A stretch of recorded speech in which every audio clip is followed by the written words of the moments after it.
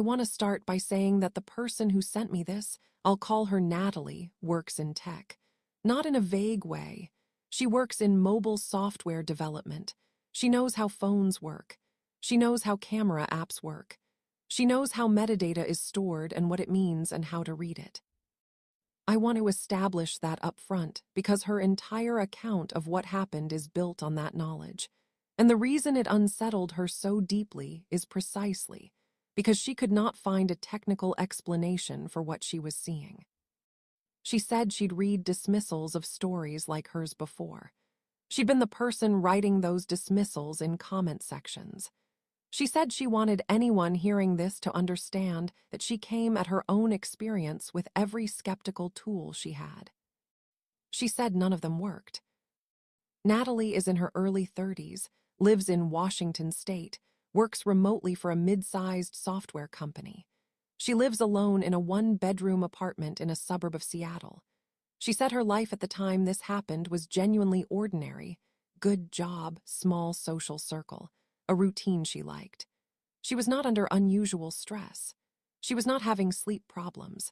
She was not on any medication that could have affected her perception or her memory. She just had her phone, like everyone does. And one Tuesday morning in February, her phone showed her something that has not left her alone since.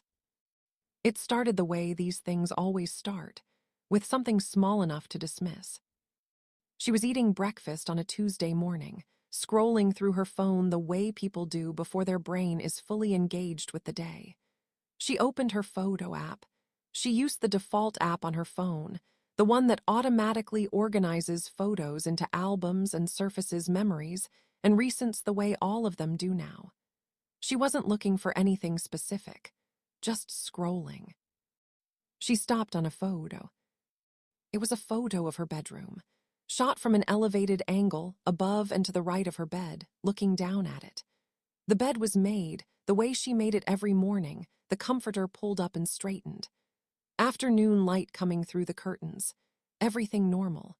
Her bedroom, photographed from an angle you'd get if you held the phone up high, maybe from the direction of the top of her dresser or the upper shelf of her bookcase.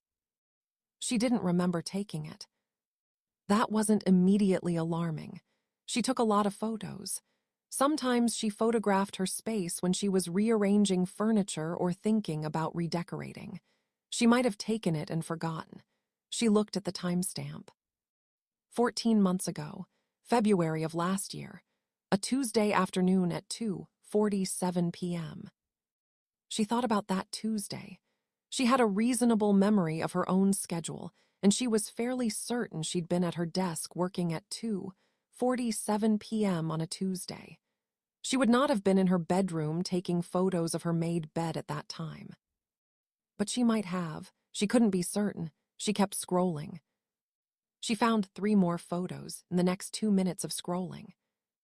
All of her bedroom, all from elevated angles, slightly different positions, slightly different light, but all from above and to the right of the bed, looking down at the space where she slept. Different dates. The oldest one was 16 months ago, then the one she'd found first at 14 months, then 2 more at 11 months and 7 months respectively. 4 photos of her bedroom from an elevated angle, taken over a 16-month period, that she had no memory of taking. She put her breakfast down. She went into her photo app's detail view, the screen that shows you the full metadata for a photo. This is something most people don't know exists or don't know how to access, but Natalie knew. It shows you the timestamp to the second, the device that took the photo, the GPS coordinates if location was enabled, and importantly, it shows you which app opened the camera and captured the image. All 4 photos had been taken by her phone. Her specific device, the model number matched. Location data was present on all 4 and placed the phone inside her apartment, specifically in her bedroom. The camera app listed as the source was not her default photo app. It was not any camera app she recognized. The source string, the technical identifier for whatever app had opened the camera, was a string of characters that didn't correspond to anything on her phone. She searched her installed apps. Nothing matched. She searched the App Store for the string. No results. An app that didn't exist on her phone, or didn't exist anymore, had opened her camera and taken 4 photographs of her bedroom over 16 months. She said she sat with her coffee going cold and looked at that metadata for a long time. She said the software developer part of her brain was generating explanations, a cached app that had since been deleted, a system process she wasn't familiar with, a glitch in how the metadata was recorded. All possible, all potentially valid. She said she kept coming back to the angles, because here was the thing she couldn't get past. The photos were taken from above and to the right of her bed, from an elevated position. She looked at her bedroom from the doorway, and she looked at the photos on her phone, and she tried to work out where the camera would need to be to get those angles. Above her dresser, roughly, or from the top of her bookcase. Both of those surfaces were about 5.5 feet off the ground, and both of them were in the right area of the room relative to the angles in the photos. A phone placed on top of either surface and propped at the right angle could theoretically produce those shots. But she didn't keep her phone on top of her dresser or her bookcase. She kept it on her nightstand when she was home, or in her hand, or on her desk. She did not prop it on top of furniture pointing at her bed. She went and stood next to her dresser. She looked at the surface. It was dusty in the way surfaces get when you don't pay attention to them, a thin, even layer, undisturbed. No marks, no indication that anything had been placed there. She looked at her bookcase. Same thing. The objects on the upper shelf were positioned the way she'd positioned them when she first moved in and hadn't been moved since. Nowhere for a phone to have been placed that would produce those angles. She said she stood in her bedroom and looked at the photos and looked at the room and understood that there was no surface in that room from which those photos could have been taken. She called her friend, she calls him Marcus in her message, a software engineer she'd known for years, the person she trusted most to look at something technical without either dismissing it or over-dramatizing it. She sent him the photos and the metadata screenshots and called him while he looked at them. He was quiet for a while. She said she could hear him clicking around, examining things. The way he got when he was working a problem. Then he said the source app string was unusual. He said he'd seen strings like that in certain types of background processes, certain kinds of system-level operations that didn't always show up in the app library. He said it was possible the photos had been taken by a system diagnostic process. Some phones had them, they ran periodically, they weren't always well documented. She asked him if a system diagnostic process would take 4 photos of a bedroom from a consistent elevated angle over 16 months. He was quiet again. Then he said no. He said diagnostic processes took technical images, screenshots, interface captures, not photos of rooms. She asked him what he thought the source string was. He said he didn't know. He said he'd look into it and get back to her. He called her back 2 hours later. He said he'd run the source string through a few databases he had access to through his work. He said he'd found one reference to it in a security forum post from about 2 years ago. The post was from someone describing what they called aggressive device monitoring software. The kind of thing, Marcus said carefully, that gets installed on a device when someone wants to track the device's owner. Not factory software, not a legitimate app. Something installed deliberately by someone with physical or remote access to the device. Natalie said the word he was describing was spyware. Marcus said yes. He said he wasn't certain. One reference in one forum post wasn't a definitive identification, but it matched. She took her phone to a mobile security specialist the next day. A person who did device forensics, the kind of work that's usually done in corporate or legal contexts, examining devices for evidence of tampering or unauthorized software. She found someone through a referral from Marcus, explained the situation, left her phone with them for 2 days. When she picked it up, the specialist told her that her phone had contained a piece of software that was not in her app library and not a native system process. It had been partially removed, not by her, he clarified, but apparently by the software itself, which had begun a deletion process at some point in the past few months. He said this was consistent with certain monitoring programs that were designed to self-delete when they detected conditions that suggested discovery was likely, like the user accessing detailed metadata or a forensic tool being run on the device. He said the software had had access to her camera, her microphone, her location, and her photo library. He said it appeared to have run periodic camera captures, taking photos at scheduled intervals, and stored them in a partition of her library that the standard photo app would surface only occasionally, typically when the app ran its automatic memory and recents generation. Which was exactly how she'd found them. Her phone's automatic memory feature had surfaced the photos. The software had stored them in a location that it expected would be overlooked. It had been overlooked for 16 months.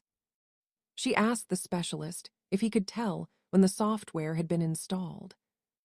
He said the installation timestamp was approximately 16 months ago, around the time of the first photograph.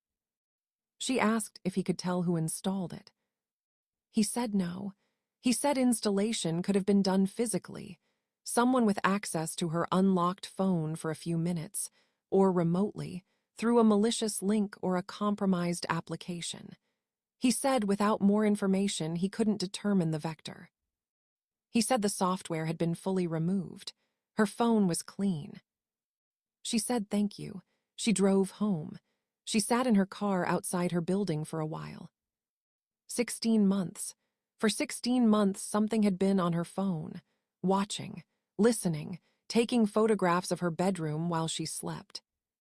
She thought about the angles. She thought about the elevated position of the camera in every photo, above and to the right of her bed, looking down at the space where she slept. She thought about what her phone was when she slept, where she kept it, on the nightstand next to the bed, which was below and to the left of the angle in the photos. The photos had not been taken from the nightstand. The angle was wrong for the nightstand. She thought about what that meant. She thought about her phone lying on the nightstand while she slept, and something picking it up, moving it, positioning it, taking a photograph of her sleeping in her bed from above, and then putting it back. She sat in her car for a long time. She contacted the police.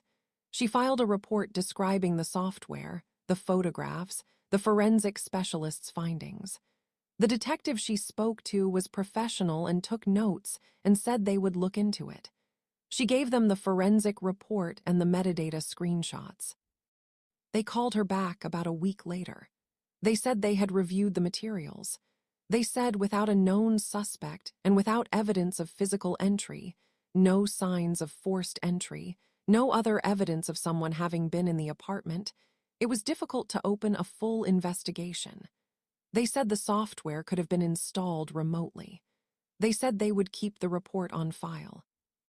She asked if there was anything else she could do.